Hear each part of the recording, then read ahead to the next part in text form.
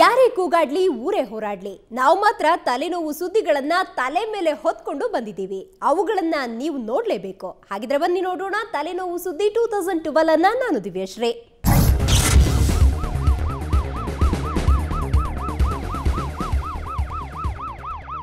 ಅಲ್ಲೆಲೆ ನಿತ್ಯಾನಂದ ಯಾಕಪ್ಪ ಮತ್ತೆ ನಿತ್ಯಾನಂದ ಏನ್ ಮಾಡ್ದ ಅಂತ ನೀವು ಕೇಳಲೇಬೇಕು. ಅದಕ್ಕೆ ಉತ್ತರ ನಾವು ಕೊಡ್ಲೇಬೇಕು. ನಿತ್ಯಾನಂದ 2012ರಲ್ಲಿ ಕುಖ್ಯಾತಿಯಾಗಿದ್ದೇ ಹೆಚ್ಚು. ಆತನ ಮೇಲಿರೋ ಪ್ರಕರಣಗಳು ಒಂದ ಎರಡ ಸ್ವಾಮಿ, ಯಾವುದಕ್ಕೂ ಅದೇನು ಅಂತ ತಲೆ ಬಿಸಿ ಮಾಡ್ಕೊಳ್ದೆ ನೋಡಿ ಬನ್ನಿ. ಆ ನಿತ್ಯಪ್ಪ ಈಗ ನೀನು ಎಲ್ಲಪ್ಪ, ಕಾಲಿಗೆ ಬಿದ್ರು ಆ ದಿನ, ಮಸಿ ಬಳದ್ರು ಈ ದಿನ. ಆಹಾ ಆ ನಿತ್ಯಪ್ಪ ಈಗ ನೀನು ಎಲ್ಲಪ್ಪ.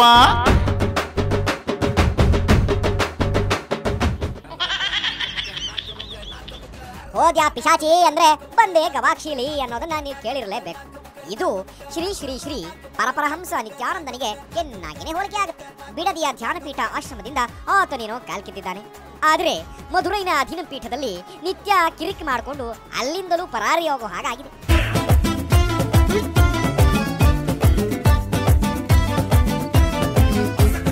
ಕಾಣದಂತೆ ಮಾಯವಾದನು ನಿತ್ಯ ಸ್ವಾಮಿ ಕೈಲಾಸ ಸೇರಿಕೊಂಡನು.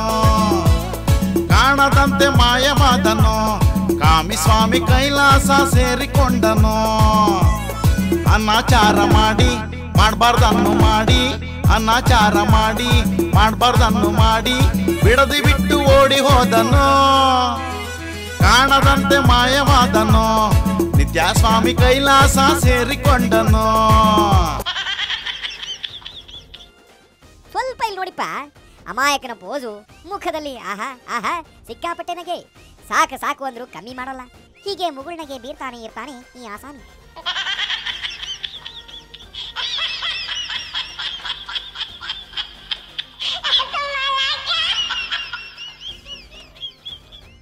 ಅಳೋ ಗಂಡಸನ್ನ ನಂಬಬೇಡ, ನಗೋ ಹೆಣ್ಣನ್ನ ನಂಬಬೇಡ ಅಂತಾರೆ ಜನ. ಈತನನ್ನ ನೋಡಿದ್ರೆ ಆ ಮಾತನ್ನೇ ಉಲ್ಟಾ ಮಾಡ್ಬೇಕಾಗುತ್ತೆ. ಯಾಕಂದ್ರೆ ಈತ ಸದಾ ನಗುತ್ತಾನೆ ಇರ್ತಾನೆ ನಿತ್ಯಾನಂದ. ಈ ನಗೆಯ ರಹಸ್ಯ ಏನಪ್ಪಾ ಅಂತ ಕೇಳಿದವರಿಗೆ ಗೊತ್ತು. ಇವ ಆಗಾಗ ಡ್ಯಾನ್ಸ್ ಕೂಡ ಹೇಳ್ಕೊಡ್ತಾರೆ. ಅದೇ ಕುಂಡಲಿನಿಯಾಗ.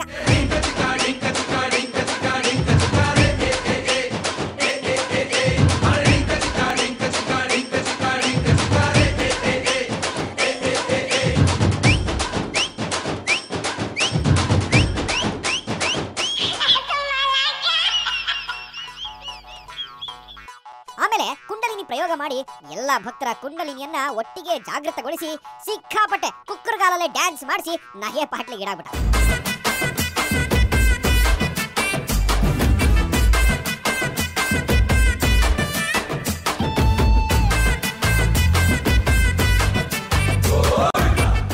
ಅದೇನೇ ಇರಲಪ್ಪ, ಡ್ಯಾನ್ಸ್ ಮಾತ್ರ ಅಲೆಲೆಲೆ ಭಲೇ ಮಜವಾಗಿದೆ ಬಿಡ್ರಿ. ನೀವು ಮಾತ್ರ ಮನೆಯಲ್ಲಿ ಟ್ರೈ ಮಾಡಕ್ ಹೋಗ್ಬೇಡಿ, ಪಂಚರ್ ಆಗ್ಬಿಡ್ತೀರಾ. ಇಂಥದನ್ನೆಲ್ಲ ಕಲಿಬೇಕಾದ್ರೆ ಹಿಂದೆ ಗುರು ಇರಬೇಕು. ಇಲ್ಲಾಂದ್ರೆ ಹೆಂಗ್ ಸಾಧ್ಯ ಹೇಳ್ರಿ.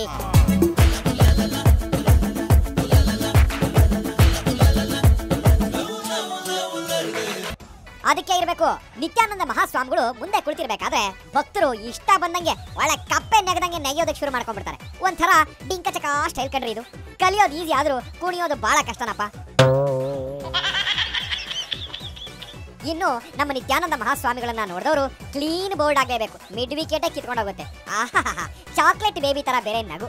ಆದ್ರೆ ಈತ ಅಮಾಯಕನಲ್ಲ ರೀ, ಭಲೇ ಚಾಲಾಕಿ, ಕಪಟ ನಾಟಕ ಸೂತ್ರಧಾರಿ. ಮಾತನಾಡೋದು ಆಚಾರ, ಮಾಡೋದು ಮಾತ್ರ ಗೊತ್ತಲ್ಲ ಅನಾಚಾರ. ಎಸ್, ಈತನೇ ಶ್ರೀ ಶ್ರೀ ಶ್ರೀ ನಿತ್ಯಾನಂದ. ಏನೇ ಮಾಡಿದ್ರು ಎಲ್ಲೇ ಇದ್ರು ಈತ ಸುದ್ದಿ ಆಗ್ತಾನೆ ಇರ್ತಾನೆ.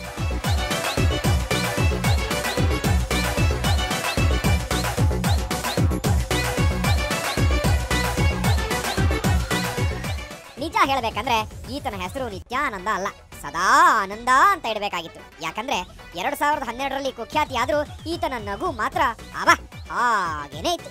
ಒಳಗೊಂದು ಹೊರಗೊಂದು ಅನ್ನೋದು ಇದಕ್ಕೆ ಇರಬೇಕು. ಇದಕ್ಕಿಂತ ತಲೆನೋವು ನ್ಯೂಸು ಮತ್ತೊಂದೇನಾದ್ರೂ ಇದೆಯೇನ್ರಿ? ಅಯ್ಯೋ.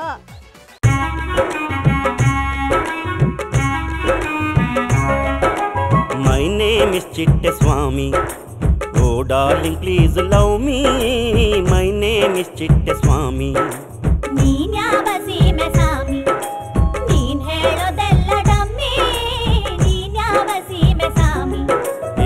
ಕಿರಿಕು ಮಾಡಬೇಡ ಕೇಳೆ ನಾರಿ ನಾನೇ ಮಗ ಧೀರ ನಕರ ಮಾಡಬೇಡ ಕೇಳೆ ಸಾರಿ ನಾನೇ ನಿನ್ನ ಶೂರ ಜಗದೇಕ ವೀರ ಕಠಾರಿ ವೀರ ಎಲ್ಲರೂ ನನ್ನ ಹಿಂದೆ ಶಕೀರ ಬಾಡಿ ಮಾಡೋಣ ಲೇಡಿ ಎಲ್ಲರೂ ನನ್ನ ಮುಂದೆ ಚಿಕ್ಕ ಬುಕ್ಕು ರೈಲು ಗಾಡಿ ನೀನೊಬ್ಬ ವೇಸ್ಟ್ ಬಾಡಿ ಅವಮಾನ ಮಾಡಬೇಡಿ.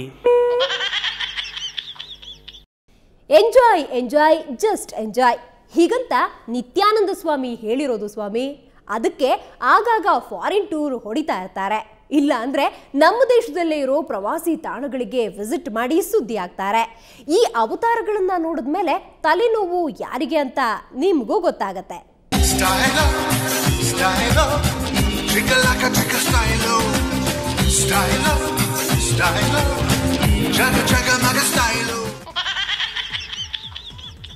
ಪುರುಷತ್ವ ಪರೀಕ್ಷೆಗೆ ಹಾಜರಾಗಬೇಕಾಗಿದ್ದ ನಿತ್ಯಾನಂದ ಕೈಲಾಸ ಪರ್ವತದಲ್ಲಿ ರೌಂಡ್ಸ್ ಹೊಡೆದ. ಜಾಲಿ ಮೂಡ್ನಲ್ಲಿ ಈ ಆಸಾಮಿ ಸರೋವರಗಳಲ್ಲಿ ಬಿಂದಾಸಾಗಿ ಬೋಟ್ ರೈಡಿಂಗ್ ಮಾಡಿಕೊಂಡು ಕೂಲಿಂಗ್ ಗ್ಲಾಸ್ ಹಾಕೊಂಡು ಎಂಜಾಯ್ ಮಾಡ್ದ. ಕೇಬಲ್ ಕಾರ್ನಲ್ಲಿ ಡಿಫರೆಂಟ್ ಸ್ಟೈಲ್ನಲ್ಲಿ ಪ್ರಕೃತಿಯನ್ನ ಸವಿಯ ಮೂಲಕ ಸುದ್ದಿ ಮಾಡಿದ.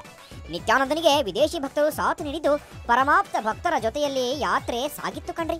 ನೋಡಿದವರು ವರೆವಾ ನಿತ್ಯಾನಂದ ಅನ್ಲೇಬೇಕು.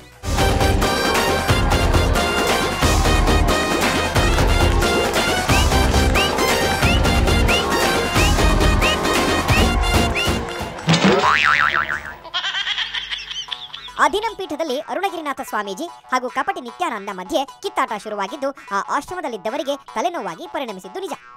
ಪಾಪ ಓಲ್ಡ್ ಏಜ್ ಅರುಣಗಿರಿನಾಥ ಸ್ವಾಮೀಜಿ ತಮ್ಮ ನೋವನ್ನ ಬಾವಿ ತರ ತೋಡ್ಕೊಂಡ್ರು. ನಿತ್ಯಾನಂದ ಅಧಿನಂ ಪೀಠಕ್ಕೆ ಬರೋ ಮುಂಚೆ ಎಲ್ಲಾನು ಕರೆಕ್ಟ್ ಆಗಿತ್ರಿ. ಆದ್ರೆ ಆತ ಬಂದಿದ್ದೇ ತಡ ವಕ್ರಿಸ್ಕೊಂಡಂಗಾಯ್ತು. ಮಠದ ವಾತಾವರಣ ಎಷ್ಟು ಹದಗೆಟ್ಟು ಹೋಯ್ತು ಅಂದ್ರೆ ಅಧಿನಂ ಪೀಠದ ಸಂಪ್ರದಾಯ ಬದಲಿಸೋದಕ್ಕೆ ನಿತ್ಯಾನಂದ ಯತ್ನಿಸಿದ್ದು ಭಕ್ತರ ಮನಸ್ಸಿಗೆ ನೋವುಂಟು ಮಾಡಿದೆ ಅಂತ ಆತನ ಮೇಲೆ ಗುರ್ರ ಅಂತ ಗುಡುಗಿದ್ರು. அண்ணாமலையில் பிறந்தான் புவி எண்ணாத யோகமை கொண்டிட நித்யன் ஈரேழு லோகத்திற்கெட்டார் ஈசன் முக்தி மேரி அருளவே நித்யனாய் அண்ணாமலையில் பிறந்தான் திருவண்ணாமலையில் பிறந்தான்.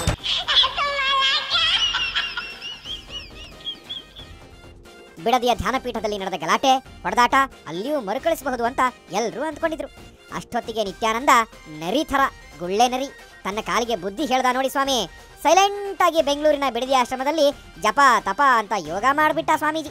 ಒಂದು ದಿನ ಇದ್ದಕ್ಕಿದ್ದಂತೆ ಬೆಂಗಳೂರಿನಲ್ಲೇ ವರ್ಲ್ಡ್ ಫೇಮಸ್ ಆಗ್ಬಿಟ್ಟಾಯ್ತ. ಬಿಡದಿ ಆಶ್ರಮದಲ್ಲಿ ಮಾಡಬಾರದನ್ನೆಲ್ಲ ಮಾಡಿ ಛೀ ಥು ಅಂತ ಉಗಿಸ್ಕೊಂಡ. 100 ಕೇಸ್ಗಳನ್ನು ಹಾಕಿಸ್ಕೊಂಡ್ರು. ಬುದ್ಧಿ ಅನ್ನೋದು ಕೊನೆಗೂ ಬರಲಿಲ್ಲ ನೋಡ್ರಿ ಈ ದಡ್ಡ ಮುಂಡೆದಕ್ಕೆ.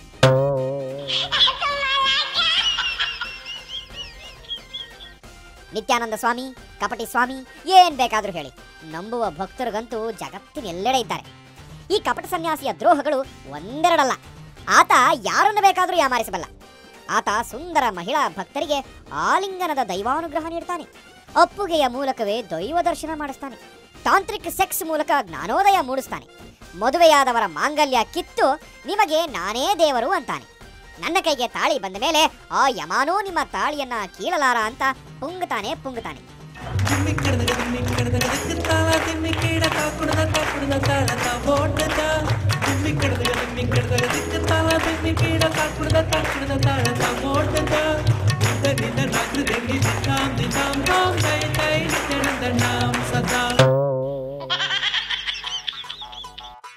ನನ್ನ ಕೈನಲ್ಲಿ ಕಾಲಭೈರವನ ತ್ರಿಶೂಲ ಇದೆ. ಮಹಾಕಾಳಿಯ ಅನುಗ್ರಹ ನನ್ನ ಮೇಲಿದೆ. ನಾನೇ ದೇವರು, ನಾನೇ ಈಶ್ವರ ಅಂತೆಲ್ಲ ಸುಳ್ಳು ಬೊಗಳ್ತಾನೆ ಕಾಳಬಡವ. 10 ನಿಮಿಷದ ಪಾದ ಪೂಜೆಗೆ ಸಾವಿರಾರು ರೂಪಾಯಿ ಹಣ ಪೀಕ್ತಾನಲ್ರಿ. ಇಷ್ಟೆಲ್ಲದರ ಜೊತೆಗೆ ಆತ ಇನ್ನಷ್ಟು ಮಂಕು ಬುದ್ಧಿ ಏರಿಸ್ತಾನೆ. ಅನಿಸುತ್ತಿದೆ ಯಾಕೋ ಎಂದು ನಿತ್ಯಾನೆ ಕಳ್ಳನೆಂದು ಕಾಣದ ಲೋಕದಿಂದ ಮೋಸವ ಮಾಡಲೆಂದು ಒಂದು ಇಂದು ನರಕ ಯಾತನೆ. ನೀವು ನಂಬುದ್ರೆ ನಂಬಿ ಬಿಟ್ರೆ ಬಿಡಿ. ಆತ ಇಲ್ಲೆಲ್ಲೋ ಪಾದ ಪೂಜೆ ಮಾಡಿಸ್ಕೊಂಡ್ರೆ ಇನ್ಯಾವುದೋ ದೇಶದಲ್ಲಿರೋ ಆತನ ಶಿಷ್ಯರ ಮನೆಯಲ್ಲಿ ಪಾದುಕೆಗಳಲ್ಲಿ ಕುಂಕುಮ ವಿಭೂತಿ ಅಕ್ಷತೆ ಬೀಳ್ತವಂತೆ. ವಿಚಿತ್ರ ಅಂದ್ರೆ ಇದನ್ನ ನಂಬೋ ಭಕ್ತರು ಇದ್ದಾರೆ. ಸರ್ವಂ ನಿತ್ಯಾನಂದಮಯಂ, ಎಲ್ಲವೂ ನಿತ್ಯಮಾಯೆ. ಆದ್ರೆ ಈ ನಮ್ಮ ಜನರು ಕುಂಡಲಿನಿ ಡ್ಯಾನ್ಸ್ ಅನ್ನ ಮತ್ತೆ ಹಾಕಿ ಅಂತಿದ್ದಾರೆ. ಹಾಗಾದ್ರೆ ಪ್ರೇಕ್ಷಕರ ಒತ್ತಾಯದ ಮೇರೆಗೆ ಬನ್ನಿ ಇನ್ನೊಂದ್ಸಲ ಆ ಡಿಂಕಚಕ ಡ್ಯಾನ್ಸ್ ಅನ್ನ ನೋಡಿ ಕಣ್ಣು ತಂಪು ಮಾಡಿಕೊಂಬೋಣ. ನಡೀರಿ ಶಿವ.